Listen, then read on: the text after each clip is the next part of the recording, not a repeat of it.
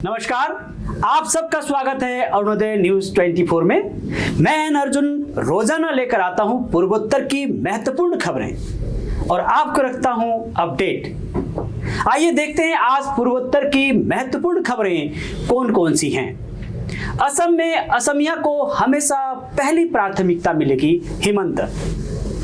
असम में असमिया भाषा को पहली प्राथमिकता मिलेगी, यह हमारी मातृभाषा है।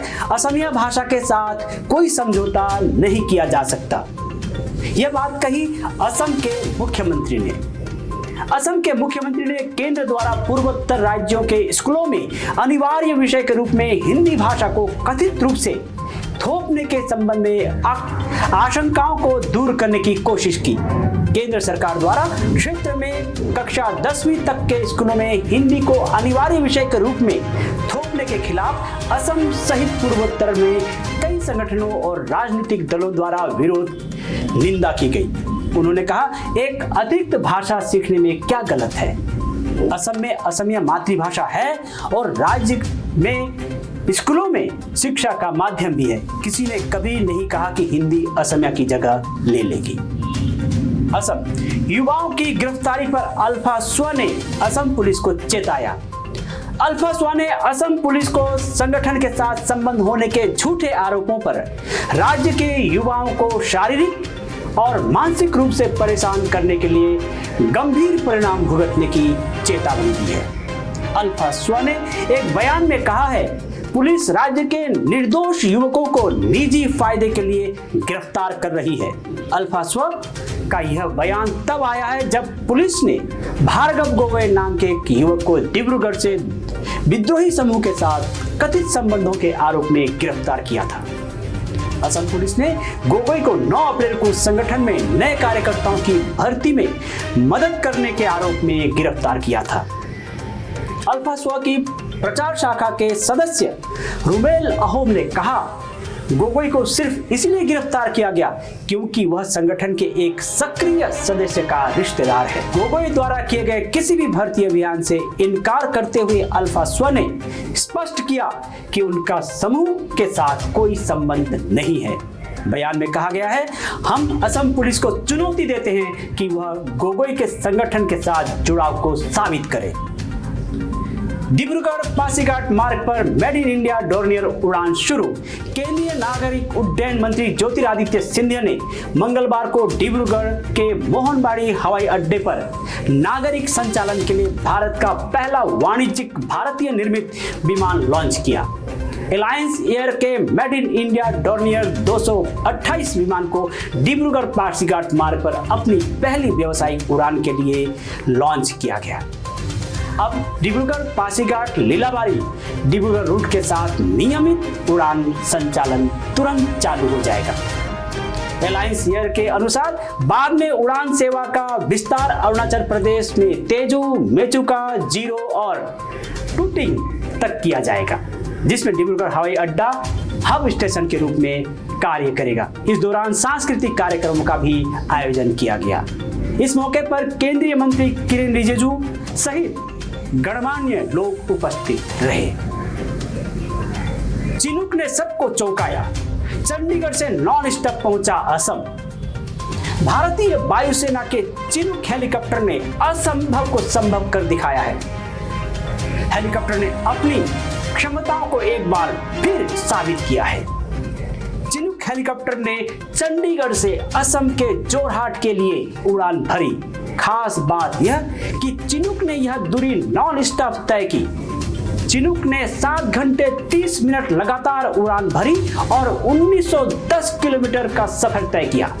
बता दें कि यह देश में किसी हेलीकॉप्टर द्वारा नॉन स्टॉप की तय की गई सबसे अधिक दूरी है। देश में पहली बार यह कारनामा चिनूक ने कर दिखाया है। भारत ने अमेरिका से चिनूक हेलीकॉप्टर खरीदे हैं। देश के पास 15 चिनूक हेलीकॉप्टर है। सितंबर 2015 में भारत और अमेरिकी सरकार के बीच 15 चिनूक हेलीकॉप्टर्स खरीदने के लिए करार किया गया था। अगस्त 2017 में रक्षा मंत्रालय ने बड़ा फैसला लेते हुए भारतीय सेना के लिए अमेरिकी कंपनी बोइंग से 4168 करोड़ रुपए की लागत से 6 अपाचे लड़ाकू हेलीकॉप्टर, 15 चिनूक भारी मालवाहक हेलीकॉप्टर, अन्य हथियार प्रणाली खरीदने के लिए मंजूरी प्रदान की थी। जलवायु जलमार्ग परिवहन से रोजगार के अवसर पैदा होंगे, हिमंत। असम के मुख्यमंत्री हिमंत बिस्वा शर्मा ने मंगलवार को कहा कि जलमार्ग के माध्यम से माल के नियमित परिवहन से राज्य और पूरे पूर्वोत्तर के लोगों के लिए रोजगार के अवसर पैदा होंगे। सीएम हिमंत बिस्वा शर्मा ने अवसर के लिए असम के लिए डिब्रूगढ़ में आयोजित जलमार्ग सम्मेलन में बोलते हुए यह बात कही। असम के मुख्यमंत्री शर्मा ने कहा, जलमार्ग के माध्यम से कार्गो का नियमित परिवहन हमारे क्षेत्र के लोगों के लिए एक आदर्श बदलाव लाएगा। उन्होंने कहा, यह रोजगार के अवसर पैदा करेगा और स्थानीय उत्पादों के लिए अंतर्राष्ट्रीय बाजार खोलेगा। इस बीच केंद्रीय बंदरगाह, नौवहन और जलमार्ग मंत्री सर्बानंद सोनोवाल ने कहा कि पूर्वोत्तर में जलमार्गों का उचित उपयोग पड़ोसी देशों के साथ मजबूत संबंध स्थापित करना सुनिश्चित करेगा। असम के डिब्रूगढ़ में आयोजित जलमार्ग सम्मेलन के दूसरे दिन 6 समझौतों पर हस्ताक्षर किए गए। अंतर्देशीय जलमार्गों में अनुसंधान और विकास, परामर्श, निवेश आदि के लिए भारतीय अंतर्देशीय जलमार्ग प्राधिकरण और गुवाहाटी विश्वविद्यालय के बीच पहले समझौता ज्ञापन पर हस्ताक्षर किए गए। सिक्किम हाईकोर्ट लापता बच्चों का पता लगाने के दिए निर्देश। सिक्किम हाईकोर्ट ने राज्य में लापता बच्चों को खोजने के लिए निर्देश जारी किए हैं। चीफ जस्टिस विश्वनाथ सुंदर और जस्टिस मीनाक्षी मदन राय की खंडपीठ ने पहले अतिरिक्त महाधिवक्ता के माध्यम से राज्य के अधिकारियों को शेष 7 पुलिस स्टेशनों में सीसीटीवी कैमरे लगाने की प्रक्रिया को पूरा करने और अनुपालन रिपोर्ट करने का निर्देश दिया था। कोर्ट ने कहा, अधिकारियों ने जाहिर तौर पर राज्य के भीतर पुलिस स्टेशनों और चेक पोस्टों में सीसीटीवी कैमरों की स्थापना के निर्देश का पालन किया है। हालांकि कोर्ट ने जोर देकर कहा कि लापता बच्चों का पता लगाने के संबंध में मुख्य मुद्दा अभी तक पूरा नहीं हुआ है। सुदेश जोशी अतिरिक्त महाधिवक्ता ने न्यायालय को सूचित किया कि वर्तमान में 13 बच्चे लापता हैं। अधिकारी उनका पता लगाने के लिए कदम उठा रहे हैं। उन्होंने कहा, यह एक सतत प्रक्रिया है और इसमें कुछ समय लग सकता है। आंध्र प्रदेश ट्रेन हादसा, मरने वालों में 3 असम के निवासी। आंध्र प्रदेश के श्रीकाकुलम में सोमवार रात ट्रेन की चपेट में आने से मारे गए 5 लोगों में 3 असम के निवासी बताए गए हैं। पहचान वसुमंत्री बजुलू, बनीश्वर बसुमतारी और रशीद इस्लाम के रूप में हुई है। बताया जा रहा है कि घटना उस समय हुई जब सिकंदराबाद गुवाहाटी एक्सप्रेस ट्रेन में कुछ यात्रियों ने चेन खींची और दूसरे ट्रैक को पार करने की कोशिश की। वे बगल के ट्रैक पर विपरीत दिशा से आ रही भुवनेश्वर मुंबई कोणार्क एक्सप्रेस ट्रेन के नीचे आ गए। मिजोरम, कोरोना से 1 की मौत, 33 नए मामले।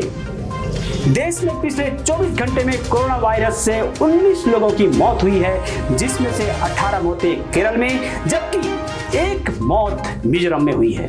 मिजोरम में सक्रिय मामले 33 से बढ़कर अब 828 हो गए। इसी बीच देश में इस महामारी से मरने वालों का आंकड़ा बढ़कर 5,21,710 पहुंच गया है। केंद्रीय स्वास्थ्य एवं परिवार कल्याण मंत्रालय ने मंगलवार को यहां बताया कि आज सुबह 7 बजे तक 185,90,68,616 कोविड टीके दिए जा चुके हैं। मंत्रालय ने बताया कि पिछले 24 घंटे में कोविड संक्रमण के 796 नए मामले नए आए हैं, जिसमें देश में संक्रमितों की संख्या बढ़कर 4,30,36,928 हो गई है। देश में कोरोना सक्रिय रोगियों की संख्या 10,889 है। अवैध तरीके से भारत में घुसी बांग्लादेशी लड़कियां। पूर्वोत्तर राज्य त्रिपुरा के उत्तरी त्रिपुरा जिले के धर्मनगर रेलवे स्टेशन के पास से पुलिस ने वैध दस्तावेजों को बिना प्रवेश करने के आरोप में 2 बांग्लादेशी लड़कियों को गिरफ्तार किया है। स्थानीय पुलिस ने इसकी जानकारी दी है। पुलिस ने बताया कि गोमती जिले के बागमा इलाके की रहने वाली एक महिला को भी इन 2 महिलाओं के साथ गिरफ्तार किया गया। ड्यूटी पर मौजूद ट्रैफिक पुलिस अधिकारी ने महिला के आवाजाही के बारे में अधिकारियों को इसकी जानकारी दी, जिसके बाद एक पुलिस दल मौके पर पहुंचा और रोककर उनसे अपनी पहचान पत्र देने को कहा। पुलिस के एक अधिकारी ने बताया कि महिला ने हालांकि अपना मतदान परिचय पत्र प्रस्तुत किया, लेकिन दोनों लड़कियों ने कोई भी दस्तावेज पेश करने में विफल रही। 2 दिवसीय 8वें सीपीए भारत क्षेत्रीय सम्मेलन संपन्न।